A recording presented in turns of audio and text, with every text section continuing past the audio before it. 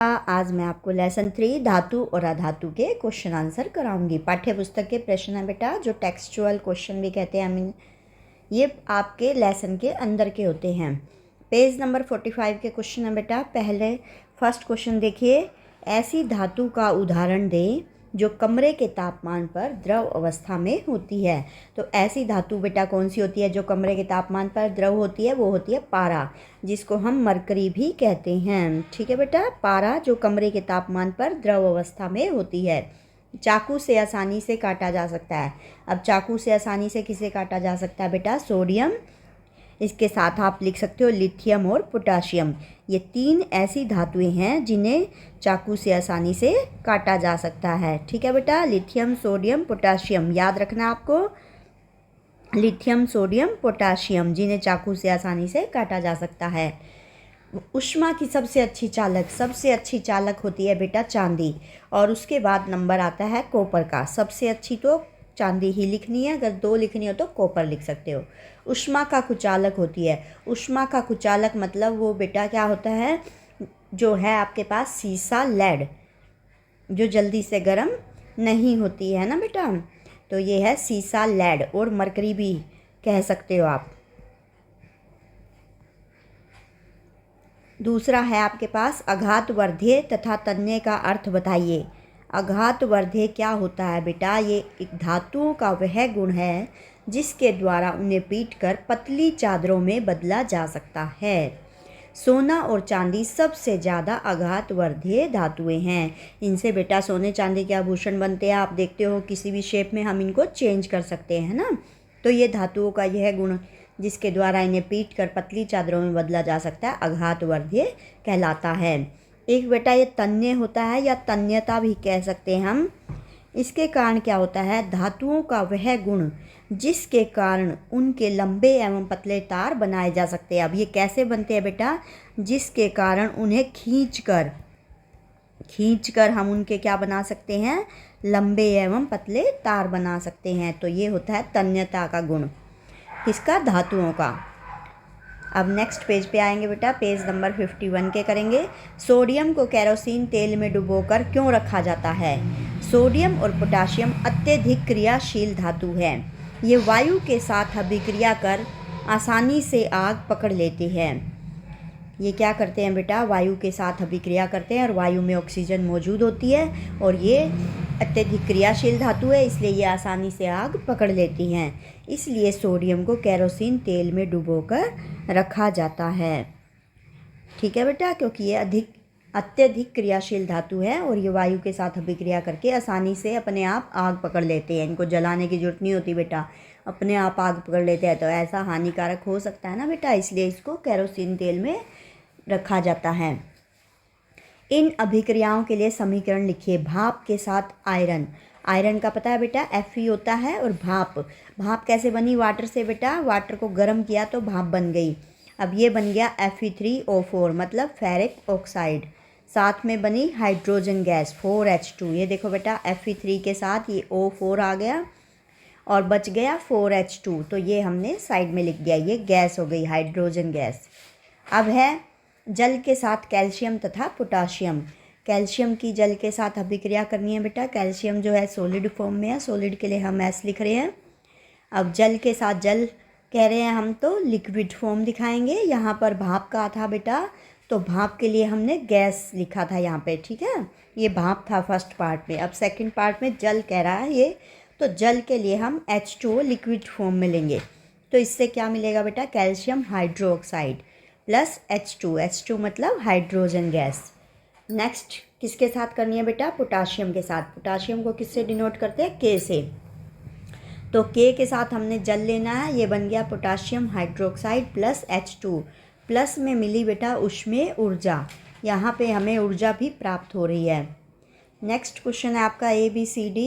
4 धातुओं के नमूनों को लेकर एक एक करके निम्न विलयन में डाला गया। 4 धातु हैं बेटा हमारे पास, ABCD, उनको हमने नाम दे दिया। और ये जो नीचे दिए गए विलयन है, जैसे लोहा sulphate, copper sulphate, zinc sulphate, silver nitrate. लोहा सल्फेट को बेटा हम आयरन सल्फेट भी बोलते हैं, आयरन सल्फेट बोलते हैं। हमारे पास 4 विलयन हो गए। अब इसमें क्या करना है, हमने इससे प्राप्त परिणाम को निम्न प्रकार से सारणीबद्ध किया गया है। अब ये देखो बेटा, जैसे धातु हमारे पास फर्स्ट वाली धातु है, 4 धातु थी ABCD। तो फर्स्ट वाली धातु जो है वो क्या कर रही है, लोहा सल्फेट आयरन सल्फेट के साथ कोई अभिक्रिया नहीं कर रही है। कॉपर सल्फेट के साथ जब अभिक्रिया करती है तो विस्थापन होता है। इस तरह से B दिखा रखी है, कॉपर सल्फेट के साथ क्या करी है बेटा, विस्थापन करी है। बेटा, आयरन सल्फेट के साथ विस्थापन करी है, कॉपर सल्फेट के साथ कुछ भी नहीं है, और जिंक सल्फेट के साथ कोई अभिक्रिया नहीं है। इस तरह ये आपको टेबल दी गई है बेटा, पहले से टेबल दी गई है C और D का, ये दिखाया गया है। अब इस सारणी का उपयोग कर आपने धातु A, B, C एवं D के संबंध में निम्न प्रश्नों के उत्तर देने हैं। सबसे अधिक अभिक्रियाशील धातु कौन सी है। और नेक्स्ट क्वेश्चन है, धातु B को कॉपर सल्फेट के विलयन में डाला जाए तो क्या होगा। अब फर्स्ट को देखते हैं बेटा, सबसे अधिक अभिक्रियाशील धातु कौन सी होगी, B। कौन सी है बेटा, धातु B सर्वाधिक अभिक्रियाशील है, क्योंकि कोई अन्य धातु आयरन सल्फेट में से धातु को विस्थापित नहीं कर सकती। कोई भी जो धातुएं, जो बाकी की 3 धातुएं बेटा A, C, D, ये क्या कर रही है, आयरन सल्फेट में से धातु को विस्थापित नहीं कर सकती हैं। और जो B वाली थी, इन्होंने क्या कर दिया, आयरन सल्फेट में से इसको विस्थापित कर दिया। तो सबसे अधिक अभिक्रियाशील धातु हुई हमारी B। नेक्स्ट क्वेश्चन है इसी का, धातु B को कॉपर सल्फेट के विलयन में डाला जाए तो क्या होगा। अब क्योंकि बेटा धातु B सर्वाधिक अभिक्रियाशील है, इसलिए यदि धातु को कॉपर सल्फेट के विलयन में डाला जाए तो यह कॉपर को उसके विलयन से विस्थापित कर देगा। अब कॉपर को भी क्या कर देगा बेटा, विस्थापित कर देगा उसके विलयन से, और विलयन का नीला रंग फीका पड़ जाएगा। जो पहले नीला रंग था बेटा वो फीका हो जाएगा। अगर क्या करेंगे, हम धातु B को कॉपर सल्फेट के विलयन में डालेंगे तो यह कॉपर को भी उसके विलयन से विस्थापित कर देगा, वहाँ से हटा देगा, और विलयन का नीला रंग फीका पड़ जाएगा। ठीक है बेटा। अब ये हमने लिखना, धातुएं A, B, C, D को अभिक्रियाशीलता के घटते हुए क्रम में व्यवस्थित कीजिए।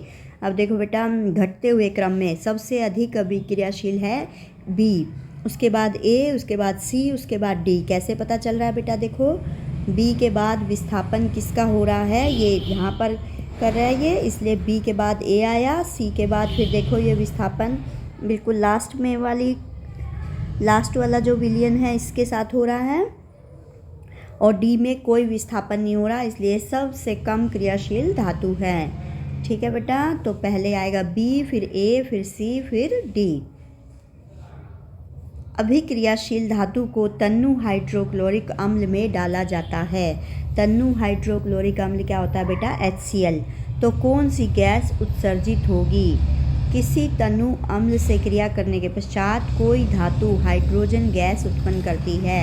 ये आपको याद रखना है बेटा, जब कोई धातु होती है और तन्नु अम्ल से क्रिया करते हैं तो वो हाइड्रोजन गैस उत्पन्न करती है। सभी धातुएं तन्नु अम्लों से क्रिया नहीं करती है। अब सभी धातुएं तन्नु अम्लों से क्रिया नहीं करती है, पर जो धातुएं यह क्रिया नहीं करती हैं वे अम्ल में हाइड्रोजन को पुनर्स्थापित कर लवण तैयार करती हैं। अब सभी तो नहीं करती बेटा, लेकिन ये आएगा यहाँ पर, जो धातुएं यह क्रिया करती हैं वे अम्ल में हाइड्रोजन को पुनर्स्थापित कर क्या करती है, लवण तैयार करती है। देखो अम्ल में हाइड्रोजन, ये अम्ल था बेटा, ये हाइड्रोजन को क्या कर दिया इसने, यहाँ पर स्थापित कर दिया, पुनर्स्थापित करती है, और क्या करती है, लवण तैयार करती है। ये क्या बन गया आपका बेटा, लवण। क्या बन गया ये, लवण। इसको हम कहते हैं आयरन सल्फेट। ये आपका लवण बना है, और हाइड्रोजन को इनने क्या कर दिया, पुनर्स्थापित कर दिया है। नेक्स्ट है आपका बेटा, जिंक को आयरन सल्फेट के विलयन में डालने से क्या होगा। जिंक को आयरन सल्फेट के घोल में जब डाला जाता है तो जिंक आयरन सल्फेट के घोल से आयरन को विस्थापित कर देती है। जिंक को डाला बेटा किसमें, आयरन सल्फेट में, ये एक्वस फॉर्म होती है, और फिर इसने क्या किया, आयरन को विस्थापित कर दिया, आयरन को अलग कर दिया बेटा, और जिंक सल्फेट बना दिया। इस कारण से होता है क्योंकि लोहा जिंक से कम सक्रिय है। इसने लोहे को क्यों विस्थापित कर दिया बेटा? जिंक इसके साथ क्यों जुड़ गया? क्योंकि जिंक अधिक अभिक्रियाशील धातु है और लोहा जिंक से कम सक्रिय है। अब पेज नंबर 54 के करेंगे बेटा। ये आपको दे रखा है, सोडियम, ऑक्सीजन एवं मैग्नीशियम के लिए इलेक्ट्रॉन बिंदु संरचना लिखिए। अब सोडियम का परमाणु नंबर, परमाणु संख्या क्या होती है बेटा? 11 होती है। तो इसको जब हम ब्रेक करेंगे तो वो क्या बन जाएगा? 11 को जब हम ब्रेक करेंगे तो हमारे ये कितने कितने इलेक्ट्रॉन आएंगे बेटा? इसको फर्स्ट में 2 आ सकते हैं, सेकंड में 8 आ सकती है, तो थर्ड में बचे 1। ये हमने यहाँ दिखाने हैं। प्रथम कोश में 2 दिख रहे हैं बेटा, और सेकंड में आपको 8 दिखाने हैं, और थर्ड में 1 दिखाना है। अब इसकी इलेक्ट्रॉन बिंदु संरचना ये है बेटा, जो बाह्य कोश में है वो हमने यहाँ पर डॉट इसका दिखाना है। तो ये है इसकी इलेक्ट्रॉन बिंदु संरचना। अब ऑक्सीजन के पास बेटा परमाणु संख्या 8 होती है, तो इसका डिवाइड करेंगे तो हम इलेक्ट्रॉन वितरण करेंगे, इसको इलेक्ट्रॉन विन्यास भी कहते हैं। तो प्रथम कोश में 2 इलेक्ट्रॉन आएंगे बेटा, ये दिख रहा है, ये चक्कर लगाते हैं, और नेक्स्ट में 6 आएंगे। तो यहाँ पर हमने 6 डॉट दिखाने हैं, ये 6 बिंदु दिखाने हैं बेटा। ये होती है इनकी इलेक्ट्रॉन बिंदु संरचना। नेक्स्ट है आपका मैग्नीशियम की परमाणु संख्या 12 होती है बेटा। 12 को डिवाइड करेंगे, 2 1 2 में डिवाइड हो जाएगा। ये प्रथम कोश में 2 दिख रहे हैं, सेकंड वाले में 8 और थर्ड वाले में 2। अब लास्ट में जो बच्चे हैं बाह्यतम कोश में जितने इलेक्ट्रॉन हैं बेटा, वो यहाँ पर हम दिखा देंगे। तो ये हो गया आपका इलेक्ट्रॉन बिंदु संरचना मैग्नीशियम की। अब नेक्स्ट है आपका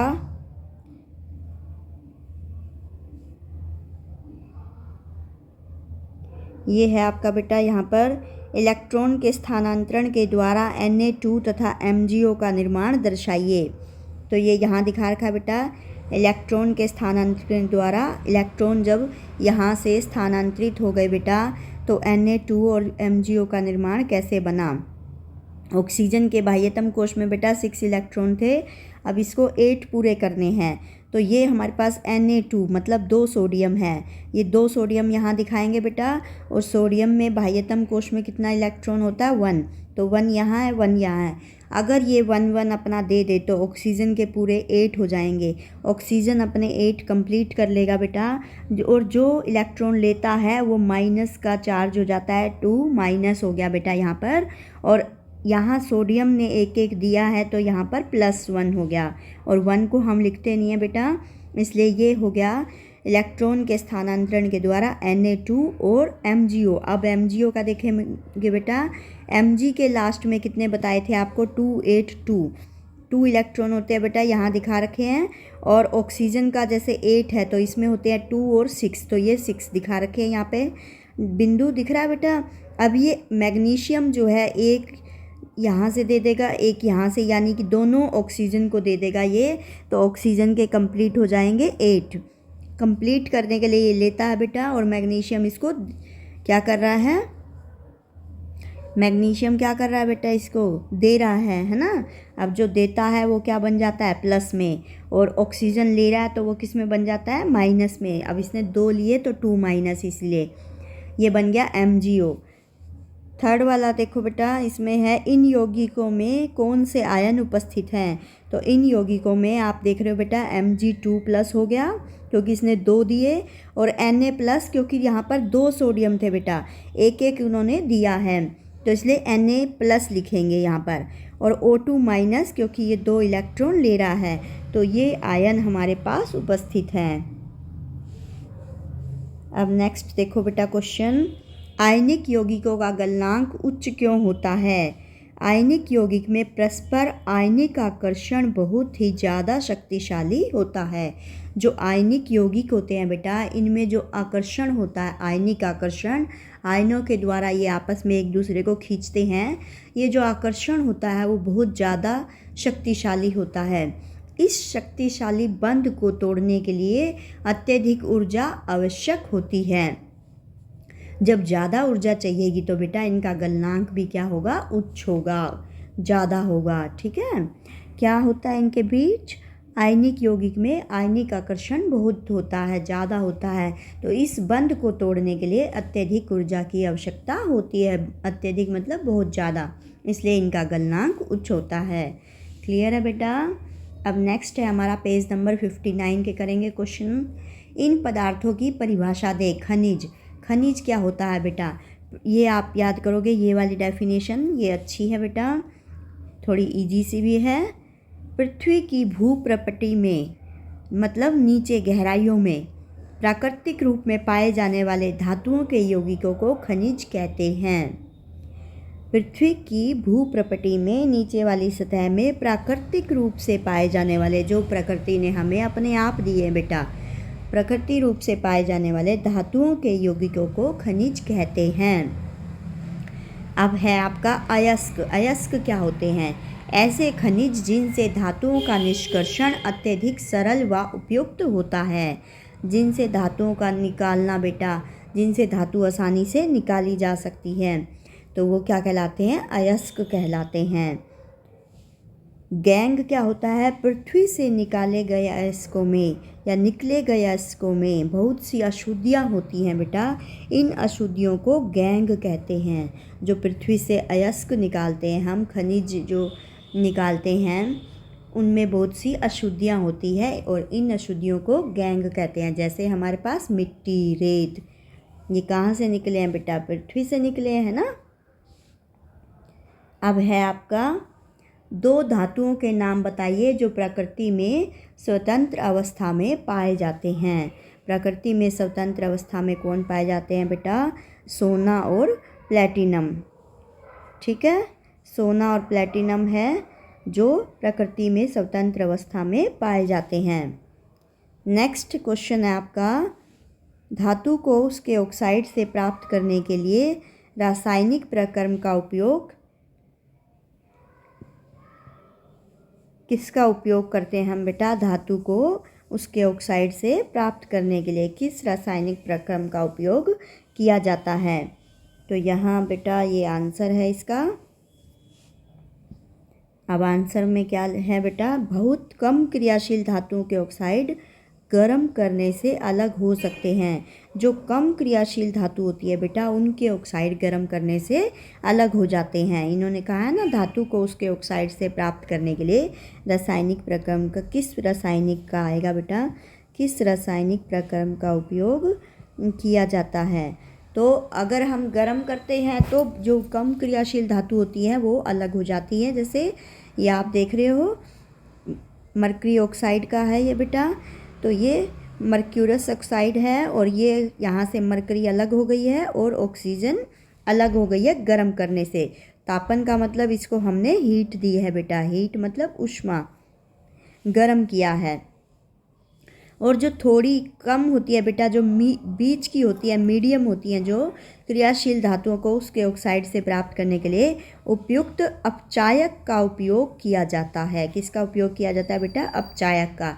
यहाँ पर गर्म किया जाता है कम क्रियाशील धातुओं को, और जो मध्यम क्रियाशील धातु होती है उनके लिए उपयुक्त अपचायक का उपयोग किया जाता है, जो इस प्रकार है। जब हम जिंक को कार्बन के साथ गर्म करते हैं तो यह जिंक धातु में उपचयित हो जाता है। जिंक किस में हो जाता है बेटा? धातु में। ये अलग हो गया ना, तो ये धातु में बदल गया। किसके साथ गर्म किया हमने? कार्बन। तो कार्बन क्या है यहाँ पर? अपचायक है। क्या है बेटा? अपचायक। और जिंक धातु में क्या हो गया? उपचयित हो गया। ये उपचयित का मतलब क्या है बेटा? यहाँ से ऑक्सीजन की क्या हुई है? ऑक्सीजन की कमी हो गई है। ठीक है बेटा, जब ऑक्सीजन की कमी हुई तो ये क्या हो गया? उपचयित हो गया। अब अति क्रियाशील धातु को उसके ऑक्साइड से प्राप्त करने के लिए विद्युत अपघटनी परिष्करण विधि का उपयोग करते हैं। अब ये विद्युत अपघटनी क्या होती है बेटा? हम कोई विलयन लेते हैं और उसके अंदर, मतलब जैसे हमने पानी लिया, उसके अंदर सल्फ्यूरिक अम्ल डालेंगे तो वो क्या बन जाएगा बेटा, विलयन बन जाएगा। और उसके अंदर से विद्युत धारा जब प्रवाहित की जाती है तो वो होता है विद्युत अपघटनीय परिष्करण। ठीक है, अधिक क्रियाशील धातु जो होती है उसको उसके ऑक्साइड से प्राप्त करने के लिए हम विद्युत अपघटन परिष्करण विधि का प्रयोग करते हैं, यानी कि विद्युत धारा प्रवाहित करके हम उसको अलग करते हैं। अब पेज नंबर 61 के करेंगे बेटा। जिंक, मैग्नीशियम एवं कॉपर के, जिंक क्या होता है बेटा, Zn होता है, मैग्नीशियम होता है Mg और कॉपर होता है Cu के धात्विक ऑक्साइड को निम्न धातुओं के साथ गर्म किया गया। अब zinc oxide, magnesium oxide, copper oxide को इन धातुओं के साथ गर्म किया। किस किस के साथ, जिंक के साथ, मैग्नीशियम के साथ, कॉपर के साथ। तो कह रहा है किस स्थिति में विस्थापन अभिक्रिया घटित होगी। अब देखो बेटा, जिंक ऑक्साइड तथा मैग्नीशियम में विस्थापन क्रिया होगी। जिंक ऑक्साइड है ये और ये मैग्नीशियम है, तो इसमें क्या हो रही है, विस्थापन अभिक्रिया। विस्थापन अभिक्रिया का मतलब बेटा ये है, ये जो Zn है ये अलग हो जाएगा बेटा। इसके साथ जो है, जैसे ये आपको ऑक्सीजन दिख रही है यहाँ पर, ये जाकर मैग्नीशियम के साथ जुड़ गई। यहाँ से हटकर बेटा एक चीज़, कोई एक तत्व या एक परमाणु हटकर जब दूसरे तत्व के साथ जुड़ जाता है तो इसको हम विस्थापन अभिक्रिया कहते हैं। जब किसी यौगिक का, ये यौगिक दिख रहा है बेटा, इसमें दो तत्व दिख रहे हैं, जिंक और ऑक्साइड दिख रहा है, जिंक और ऑक्सीजन दिख रहा है, और यहाँ से ये हट गया बेटा एक चीज़, तो ये दूसरे के साथ जुड़ जाती है, इसे हम विस्थापन अभिक्रिया कहते हैं। यानी कि एक तत्व, किसी यौगिक में से एक तत्व दूसरे तत्व के साथ जुड़ जाता है तो उसे हम कहते हैं विस्थापन अभिक्रिया। अब दूसरे में है बेटा, मैग्नीशियम ऑक्साइड जो है विस्थापन अभिक्रिया नहीं कर सकता। जिंक ऑक्साइड ने तो कर ली बेटा मैग्नीशियम के साथ, और मैग्नीशियम ऑक्साइड जो है वो किसी के साथ अभिक्रिया नहीं करेगा। अब कॉपर ऑक्साइड दोनों के साथ करेगा बेटा, जिंक और मैग्नीशियम के साथ करेगा। ये कॉपर ऑक्साइड है बेटा, यहाँ जिंक के साथ कर रहा है, यहाँ मैग्नीशियम के साथ कर रहा है, और Zn यहाँ पर क्या होगा, Cu को रिप्लेस कर देगा, यहाँ से हटा देगा और ये यहाँ पर आ जाएगा। Zn अभिक्रिया कर लेगा इसके ऑक्साइड के साथ, तो यहाँ पर बन गया जिंक ऑक्साइड। नेक्स्ट में मैग्नीशियम ने कर ली बेटा, तो Cu को यहाँ पर अलग करना है। अब है कौन सी धातु आसानी से संक्षारित नहीं होती है, सोना एवं प्लैटिनम। याद रखना बेटा, सोना एवं प्लैटिनम धातु आसानी से संक्षारित नहीं होती है। मतलब जैसे लोहे पर जंग लग जाता है तो उसको हम संक्षारित होना कहते हैं बेटा। तांबे पर एक ब्लैक परत चढ़ जाती है, उसे हम संक्षारित कहते हैं। ऐसा सोना और प्लैटिनम धातु पर नहीं होता है, आसानी से नहीं होता है बेटा। मिश्र धातु क्या होते हैं, दो या दो से अधिक धातुओं के सममांगी मिश्रण को मिश्र धातु कहते हैं। क्या कहते हैं बेटा, मिश्र धातु, दो या दो से अधिक धातुओं के सममांगी मिश्रण को। अब सममांगी मिश्रण क्या होता है बेटा, जिसमें सभी अवयव आपको एक समान दिखाई देते हैं। अब जैसे चीनी होती है, नमक होता है, इसमें सारे जो अवयव हैं वो सारे एक समान हैं। लेकिन जो आपकी रेत है बेटा उसमें अलग अलग तरह के आपको कण दिखाई देंगे, तो ये है विषमांगी मिश्रण है। ठीक है, सममांगी मिश्रण है, जैसे हम पानी में चीनी को घोल दें, नमक को घोल दें, तो बिल्कुल सेम एक जैसे हो जाएंगे बेटा, कोई कण आपको अलग नहीं दिखाई देगा। पानी के साथ चीनी मिला दे तो ये क्या बन जाएगा, सममांगी मिश्रण।